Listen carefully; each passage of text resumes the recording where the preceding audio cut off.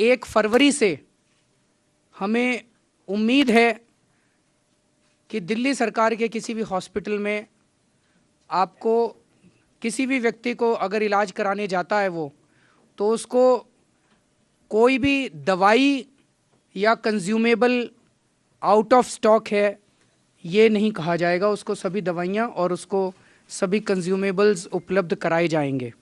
पहले अस्पतालों को अपनी अपनी दवाइयाँ खुद खरीदने का अधिकार होता था, जिसमें बहुत सारी प्रॉब्लम्स आती थी। एक सेंट्रल परचेज अथॉरिटी थी जो कि एसेंशियल ड्रग्स खरीदा करती थी, लेकिन अब वो सेंट्रल परचेज अथॉरिटी को सारी ड्रग्स खरीदने की जिम्मेदारी दे दी गई है। आज मेरी सारे दिल्ली के सरकार के जितने हॉस्पिटल्स हैं उनके एमएस और उनके सीएमओस के साथ मीटिंग हुई थी और उनका कॉन्फिडेंस लेके मैं आ रहा हूँ। उनसे मैंने पूछा भाई मैं अनाउंस कर दूँ, तो उन्होंने कुछ अपनी प्रॉब्लम्स बताई। वो प्रॉब्लम्स के समाधान के बाद उन्होंने कहा जी आप कर दीजिए। तो 1 फरवरी से हम लोग कॉन्फिडेंट हैं कि ये इम्प्लीमेंट हो जाएगा। उनको हमने ये कहा है कि दिल्ली सरकार के जितने हॉस्पिटल्स में जो भी ऐसी दवाई या कंज्यूमेबल है जिसका 21 दिन से कम का स्टॉक है, वो परसों शाम तक सारे एमएस हमें सेंट्रल परचेज अथॉरिटी को भेज देंगे। वो 26 जनवरी तक हम लोग रिप्लेनिश कर देंगे सारे अस्पतालों में। अस्पतालों को बोला गया है कि वो कम से कम 3-3 महीने का स्टॉक हर दवाई का एस्टिमेट करके अपने अपने अस्पताल में रखें और 3 महीने का कम से कम स्टॉक हर दवाई का सेंट्रल परचेज अथॉरिटी रखेगी, तो कम से कम 6 महीने का स्टॉक हर दवाई का रहना चाहिए।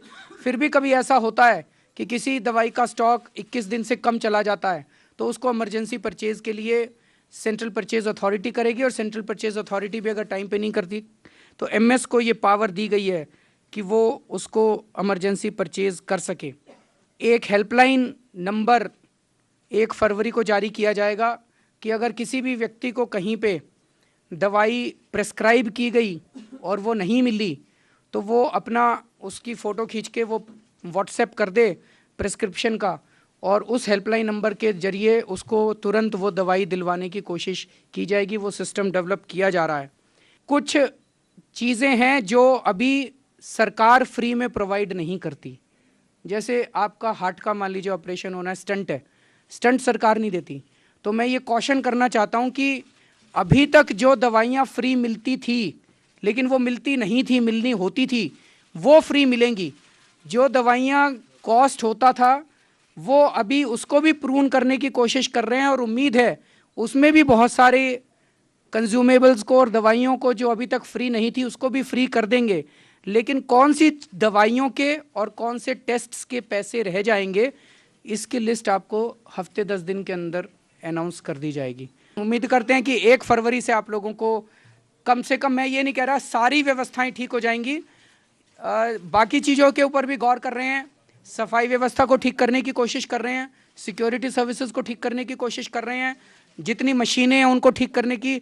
आज कॉन्क्रीट अनाउंसमेंट ये है कि 1 फरवरी से आपको दवाइयों की कमी सरकारी अस्पतालों में नहीं हुआ करेगी। आश्वासन ये देना चाहता हूँ दिल्ली के लोगों को कि दिल्ली के अस्पतालों के अंदर जो दवाइयाँ मिल रही हैं वो जेन्युइन दवाइयाँ हैं। उनकी क्वालिटी चेकिंग का सीपीए के अंदर कई सारे प्रोसीजर्स हैं। तो अगर आप दिल्ली सरकार के अस्पताल से दवाई लेते हैं तो आप एश्योर हो सकते हैं कि वो जेन्युइन दवाइयाँ हैं। As far as we are concerned, the ball is now in Pakistan's court. The immediate issue in front of us is Pakistan's response to the terrorist attack and the actionable intelligence that has been provided to it.